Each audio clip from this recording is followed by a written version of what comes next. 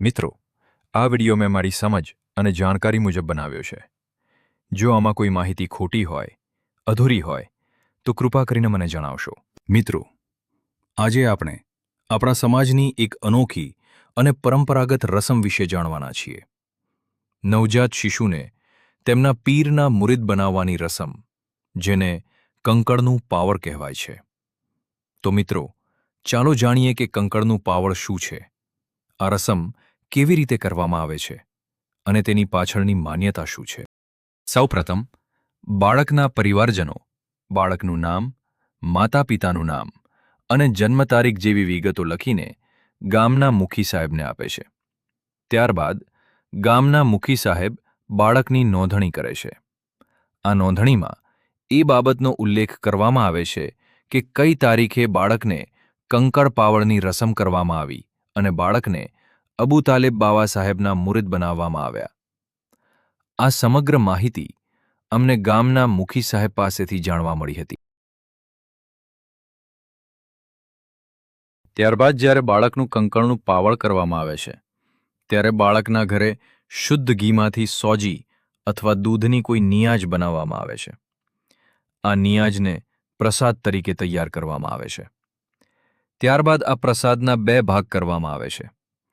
એક ભાગ ગામના મુખી સાહેબના ઘરે પહોંચાડવામાં આવે છે, જ્યારે બીજો ભાગ બાળકને કંકળનું પાવળ પીવડાવવા માટે જ્યારે લઈ જવામાં આવે ત્યારે સાથે લઈ જવામાં આવે છે. આ રીતે નિયાજ અને પ્રસાદ સાથે કંકળના પાવળની રસમ કરવામાં આવે છે.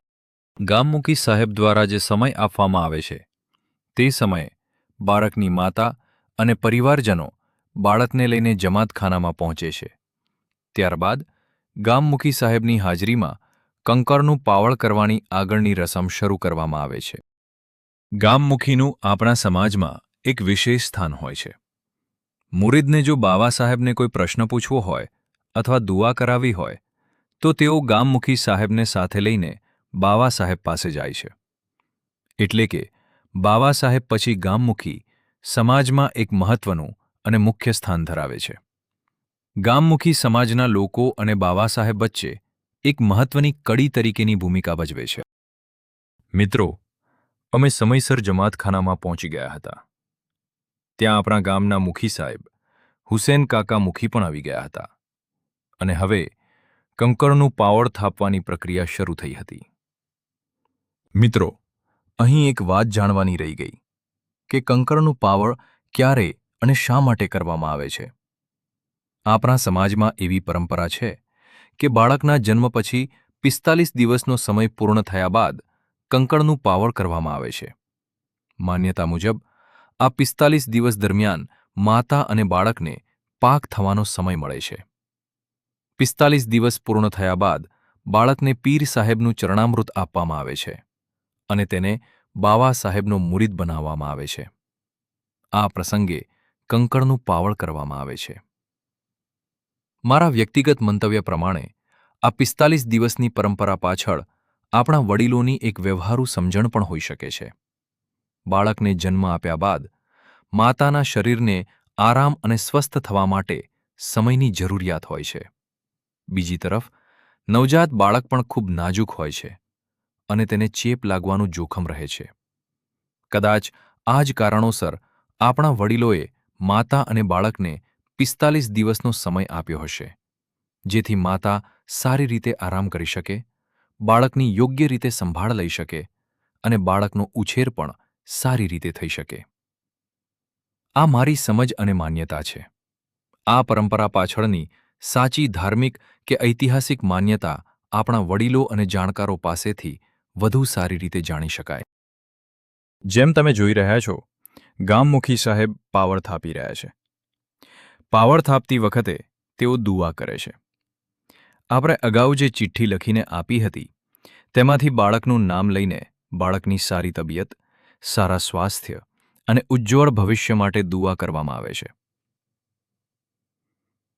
આ રીતે દુઆ સાથે બાળકના કંકળનું પાવળ કરવામાં આવે છે અને તેને બાવા સાહેબના મુરીદ બનાવવાની આ પરંપરા આગળ વધે છે. હવે તમે જોઈ શકો છો કે પાવળ થાપવાની રસમ પૂર્ણ થઈ ગઈ છે. ત્યારબાદ અજરીનની મમ્મીને પાવળ પીવડાવવામાં આવે છે. તેમને 3 વખત પાવળ આપવામાં આવે છે. એ જ રીતે અજરીનને પણ 3 વખત પાવળ પીવડાવવામાં આવે છે. ત્યારબાદ મુખી સાહેબ બાળકના હાથ પર 3 વખત કંકળ બાંધે છે. આ સાથે કંકળનું પાવળ કરવાની રસમ પૂર્ણ થાય છે અને અજરીન પીર અબુ તાલેબ બાબા સાહેબના મુરીદ બને છે. મિત્રો, આ રીતે એક નવજાત બાળકના જીવનમાં તેના મુરીદ બનવાની શરૂઆત થાય છે અને કંકળના પાવળની આ પરંપરા દ્વારા મુરીદ અને પીર વચ્ચેની પહેલી મુલાકાત થાય છે. આ પરંપરા માત્ર એક રસમ નથી, પરંતુ આપણા સમાજની વર્ષોથી ચાલી આવતી એક મહત્વપૂર્ણ પરંપરા અને આસ્થા સાથે જોડાયેલી છે. મિત્રો, જો તમને આ વિડિયો ગમ્યો હોય તો વિડિયોને લાઇક કરો, તમારા મિત્રો અને પરિવારજનો સાથે શેર કરો અને આવી જ આપણા સમાજની પરંપરાઓ અને સંસ્કૃતિ વિશેની રસપ્રદ માહિતી મેળવવા માટે અમારી ચેનલને સબસ્ક્રાઇબ કરવાનું ભૂલશો નહીં.